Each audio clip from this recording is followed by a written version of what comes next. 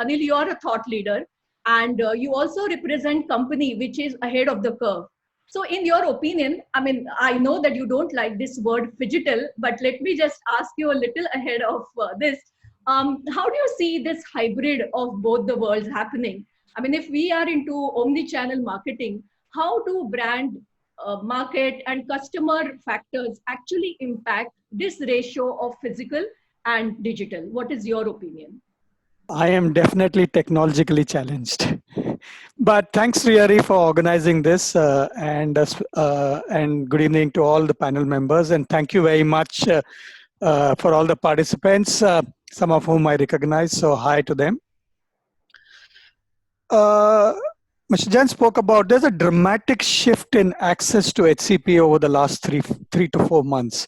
It's not that many of us in the industry were not looking at other channels of engaging with HCPs. All of us were doing that. But there's been a significant shift in access to HCP. And as he rightly said, the SMHRC report is talking currently after 2 months of unlockdown, it's about 50%. And there are close to about 30-40% of doctors in the same report who continue to say that they would prefer not to meet the reps and look at other channels for knowledge sharing. Definitely. And the practice of the doctor has also started shifting more towards teleconsultation and telemedicine. So adoption of digital technology by the community is definitely on the rise. To a specific answer, is it digital or physical? My mind, it is a continuum with physical at one end and digital at the other end. You can have brands which can remain purely digital, and which have brands which will remain physical, and of course on a continuum in between. What you need to understand, and I prefer the word omni-channel to multi-channel for the simple reason, multi-channel seems to give an impression that you're reaching the doctor through 5-6 channels, which you are.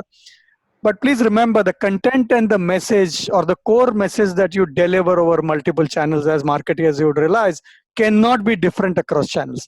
The customer experience that has to remain irrespective of the channel that the customer is engaging in has to be very, very similar. And the message that you deliver has to be in line. So if you look at the 4 or 5 principles around which multi-channel operates, you need to have a strong central insight-based theme, which you can then run across multiple channels.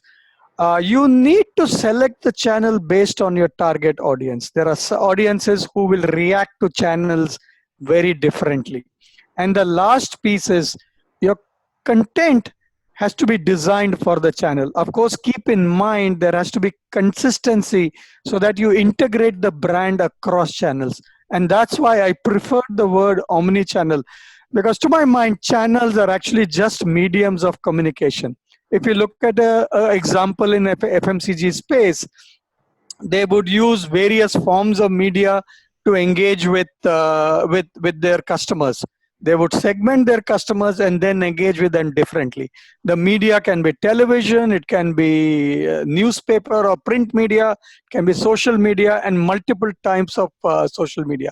To me, my mind, channels are nothing but mediums that we as marketeers and as commercial leaders will use to engage. The combination of what is physical and what is digital will, in my mind, depend on the brand, depend on the therapy area, depend on the journey that the customer is going through. For example, if you are in a launch brand, and especially if you are in an innovative launch brand where knowledge is very critical, my sense is face-to-face, whether in clinic or one-to-many promotional meetings, could have a significant impact, could be more effective than compared to pure play digital channels.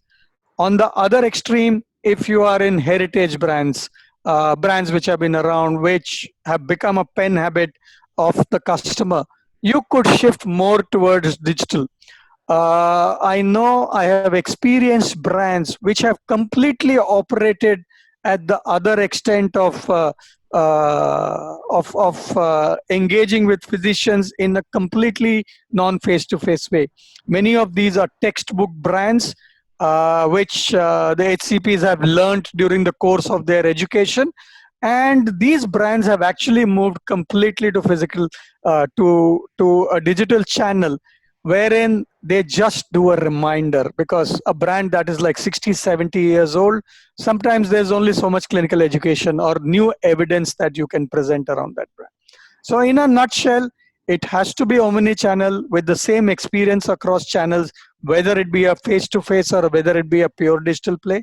Second will depend on the journey in which the brand is, the customer groups that you're talking to, and what is the customer experience that you want to deliver, which will determine this mix between physical and digital channels.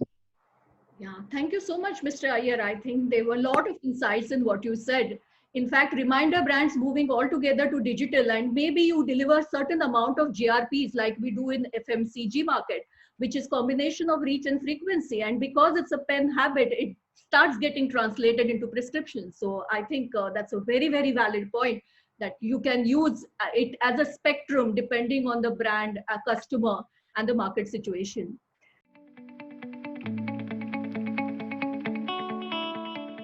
So, Anil, I come to you with this question, that in the coming days, who is going to own customer engagements? Is it going to lie at the end of, say, a salesperson who is out there in the field, who is driving this engagement?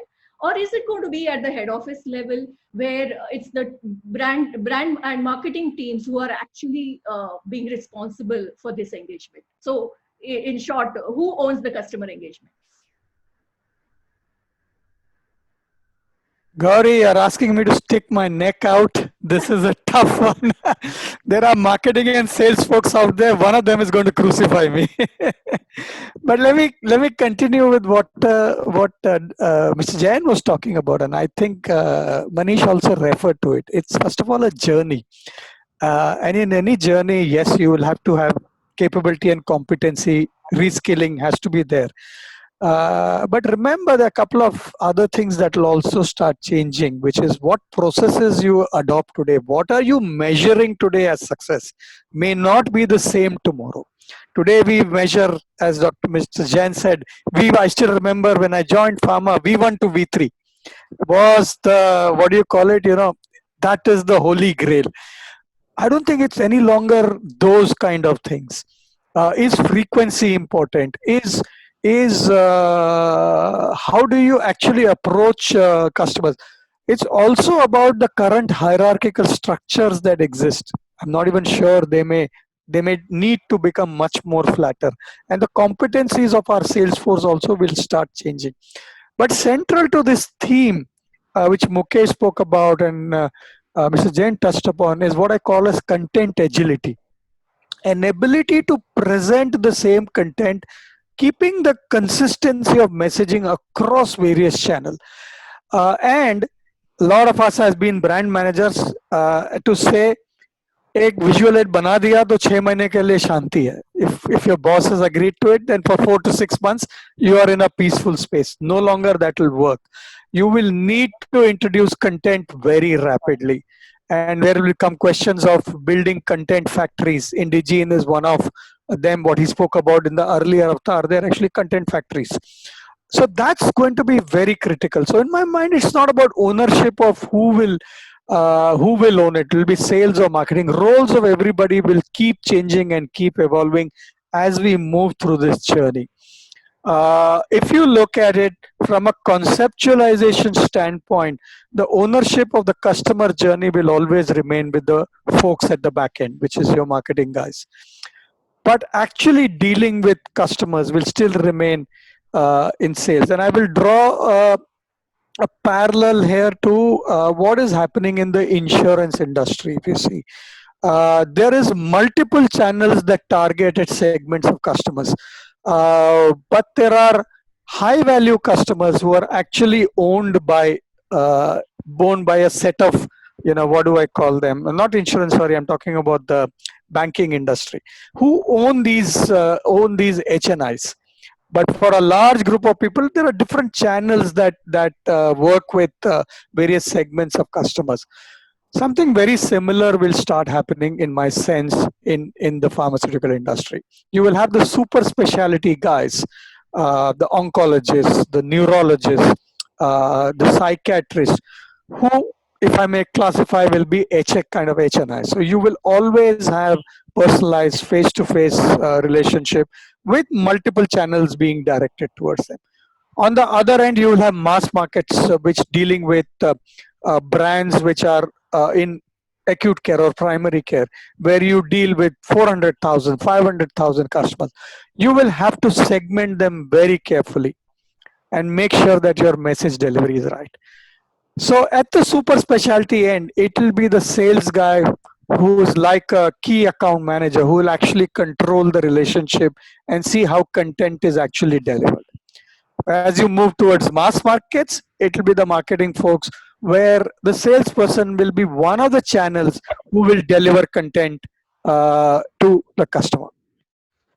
That's very interesting. And I think you spoke so beautifully that both marketing and sales people are going to be extremely happy and clearer with what you said.